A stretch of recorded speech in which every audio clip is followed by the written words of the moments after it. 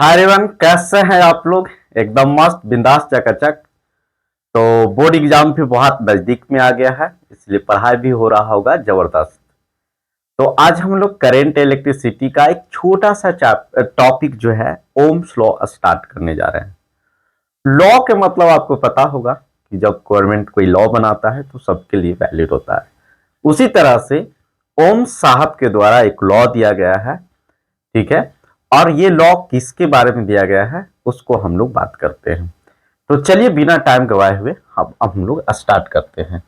तो देखिए, ये जो पहला लिखा हुआ है कि ओम साहब जो है लॉ बनाए हैं वो करंट करंट और पोटेंशियल डिफरेंस के बीच में, यानी करंट और पोटेंशियल डिफरेंस का बीच में किस टाइप का रिलेशन है, इसी रिलेशन को एस्टेब्लिश किए हैं ओम्स साहब ने, जिसको हम लोग ओम्स लॉ कहते हैं। अब ये कैसे है, ये दोनों के बीच में किस टाइप का मतलब किस तरह का रिलेशन है उसको लेकर हम लोग बात करते हैं। तो देखिए, अकॉर्डिंग टू ओम्स लॉ का स्टेटमेंट जो है वो क्या कहता है कि at constant temperature the current flowing through a conductor is directly proportional to the potential difference across its end।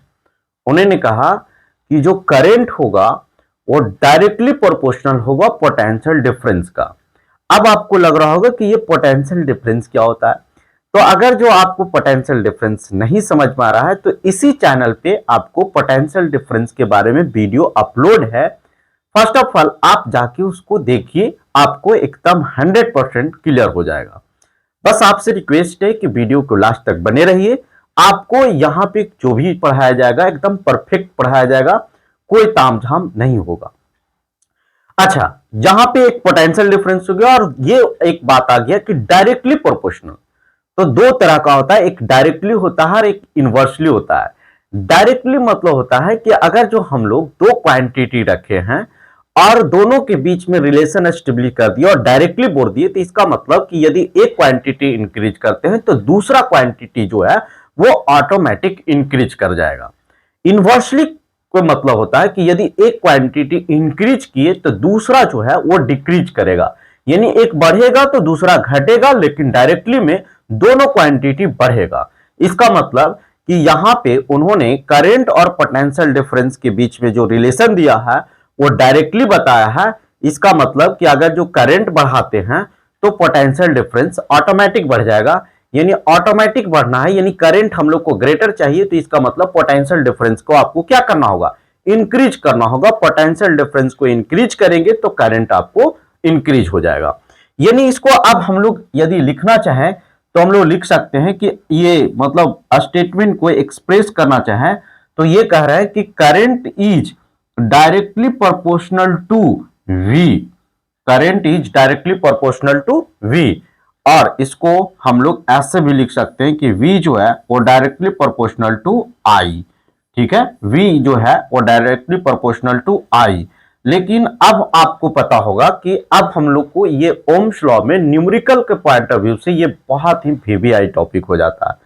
तो अब हम लोग मैथमेटिकली क्या करते हैं, इक्वेशन बनाते हैं और इक्वेशन को सॉल्व करने के लिए हम लोग जानते हैं, लेकिन ऐसा कुछ चीजें हम लोग को नहीं पता है, यानी इस टाइप के चीजों को हम लोग सॉल्व करने के लिए नहीं जानते हैं। इसका मतलब हम लोग समझ जाते हैं कि ये प्रोपोर्शनलिटी का साइन होता है, और इसका मतलब कि अगर जो पोटेंशियल इंक्रीज करेंगे तो करंट ऑटोमेटिक इंक्रीज कर जाएगा। तो हम लोग प्रोपोर्शनलिटी साइन को हटाने के लिए बच्चों क्या करते हैं कि एक कांस्टेंट टर्म का यूज करते हैं, जो कि यहां भी हम लोग यूज करेंगे। और यहां पे जो कांस्टेंट टर्म का यूज करेंगे बच्चों वो है कांस्टेंट टर्म आपका R। यानी यहां पे लिखेंगे कि V is equal to RI।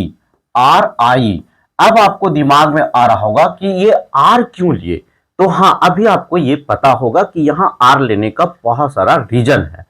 अब इस R के बारे में यदि चर्चा करें तो ये R जो है आपको पता है कि ये कांस्टेंट के रूप में यूज किए हैं, तो ये R जो है वो कांस्टेंट है। ये R क्या है, कांस्टेंट है। और इस R का जो नाम है वो है रेजिस्टेंस। इस R का जो नाम है वो रेजिस्टेंस। अच्छा, अब हम लोग नेक्स्ट टॉपिक रेजिस्टेंस पढ़ेंगे, जिसको हम लोग बहुत ही डिटेल से चर्चा करेंगे। यानी आर जो है यहाँ पे ये कांस्टेंट टर्म है और इसका नाम रेजिस्टेंस है।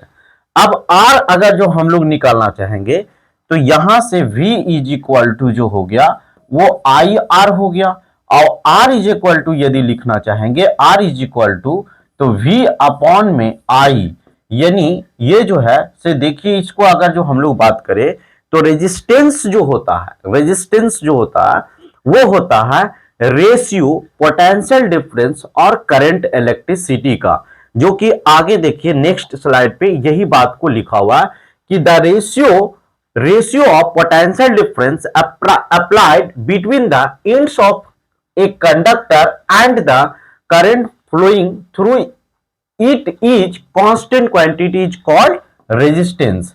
यानी जो रेजिस्टेंस होता है वो होता है, यानी अभी हम लोग जो लिखे कि ये रेशियो होता है पोटेंशियल डिफरेंस यानी V और I का, इसी को हम लोग रेजिस्टेंस कहते हैं। यानी R is equal to V upon I, और इसमें आप बहुत अच्छा से जान रहे हैं कि I जो करंट है, V जो है वो पोटेंशियल डिफरेंस होता है। यानी जो हम लोग को कांस्टेंट टर्म था वो क्या डिफाइन करता है उसको भी हम लोग यहां पे देख लिए। अब हम लोग नेक्स्ट स्लाइड की ओर आगे बढ़ते हैं तो इसी के बारे में लिखा हुआ है कि the current is directly proportional to potential difference. यानी करंट जो होता है, यानी जो अभी हम लोग लिखे कि V is equal to I R. अब इसमें अगर जो हम लोग I का वैल्यू निकालेंगे तो I is equal to V upon में R होता है, V अपॉन में R होता है। तो यही स्टेटमेंट लिखे कि करंट, तो करंट जो है वो डायरेक्टली प्रोपोर्शनल टू किसका हो गया, पोटेंशियल डिफरेंस। एंड अब देखिए यानी यहां पे हम लोग कह सकते हैं कि I जो है ये देखिए ऊपर में है तो I जो है वो डायरेक्टली प्रोपोर्शनल हो गया किसका, V का, और I जो हो गया वो इनवर्सली प्रोपोर्शनल टू हो गया R का। तो यही स्टेटमेंट लिखा हुआ है कि करंट जो होता है, देखिए पहला में हम लोग रेजिस्टेंस एस्टेब्लिश किए, अब हम लोग करंट के बारे में देख रहे हैं। तो करंट में क्या हुआ कि अगर जो उसी ओम्स लॉ के अकॉर्डिंग यदि हम लोग फॉर्मूला किया तो V is equal to I R और R is equal to V upon R।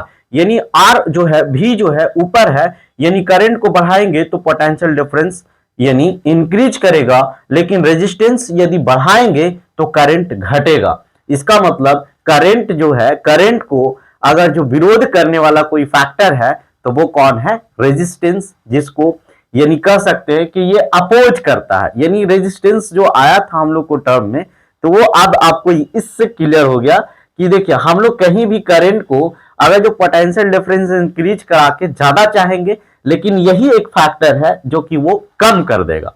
ठीक है, तो ये था आपका। अब हम लोग नेक्स्ट स्लाइड की ओर आगे बढ़ते हैं। तो ये जो है ना कुछ रिलेशन जो है जो कि आपको न्यूमेरिकल से पॉइंट ऑफ व्यू से भी आई है, जिसको आपको याद रखना होगा। क्या याद रखना होगा, तो देखिए कह रहा है कि if the potential difference across end of a conductor is double, यानी अगर जो कहीं पोटेंशियल डिफरेंस कर रहे हैं तो वो डबल होगा, तो करंट जो है वो ऑटो क्या हो जाएगा, डबल हो जाएगा। यानी करंट पोटेंशियल डिफरेंस को डबल करेंगे तो करंट भी क्या हो जाएगा, डबल हो जाएगा। कह रहा if the potential difference is half, यानी पोटेंशियल डिफरेंस को हाफ करते हैं तो करंट जो है वो भी हो जाएगा हाफ। फिर नेक्स्ट जो है वो कह रहा है कि if the resistance is double, यानी रेजिस्टेंस जो है उसको डबल किए तो करंट जो है वो आधा हो जाएगा। And it the resistance is half, और देखिए रेजिस्टेंस डबल किए तो करंट जो डबल हो जाएगा, और रेजिस्टेंस जो है हाफ किए तो करंट जो है वो डबल हो जाएगा। तो ये था इसके बीच में कुछ स्टेटमेंट जिसको आपको याद रखना था। तो आशा नहीं बल्कि पूर्ण विश्वास है कि आपको ओम्स लॉ जो है वो अच्छे से क्लियर हो गया होगा और किसी तरह से कोई दिक्कत नहीं हुआ होगा। यदि आपको प्रॉब्लम है तो आप कमेंट बॉक्स में आप कमेंट कीजिए, मैं उसको रिप्लाई करूंगा।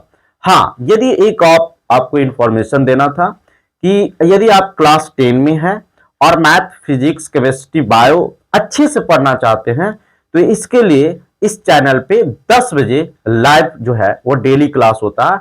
और यदि आप गलती से 11-12 का स्टूडेंट है और वो देख रहे हैं, या भाई बहन आपका घर में है, तो उनके लिए 3 बजे से आपका क्लास अरेंज हुआ है, जो कि लाइव है और उसमें एक एक क्वेश्चन को मैथ और फिजिक्स केमिस्ट्री को करवाया जाएगा। Thank you.